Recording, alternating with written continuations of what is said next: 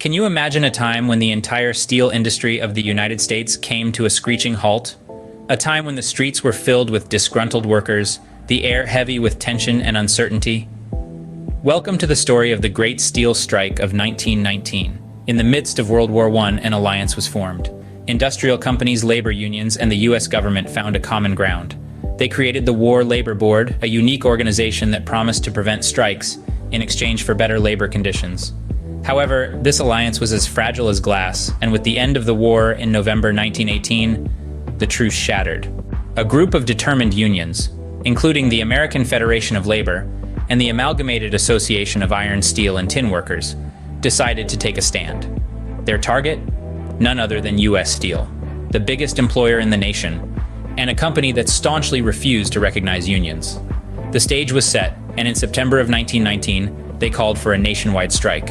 A staggering 350,000 workers walked off their jobs. Steel mills in 6 states stood silent and empty. The strike had succeeded in temporarily paralyzing steel production, but the victory was short-lived. The response was brutal. Police and hired thugs roamed the streets, beating up picketers. Adding to the chaos, tens of thousands of black workers, usually barred from unions due to racial prejudice, were brought in as strikebreakers. By January of 1920, the American Federation of Labor had no choice but to admit defeat. The aftermath of the strike was a harsh blow to the labor movement. So what did we learn from this historical event?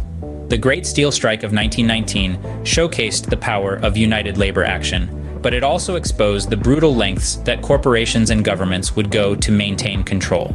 It brought to light the racial prejudice within the labor movement, and it served as a stark reminder of the struggle that workers, then and now, face in the pursuit of fair labor conditions.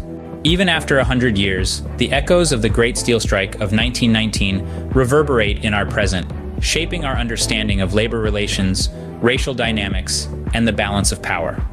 After all, history, as they say, has a way of repeating itself.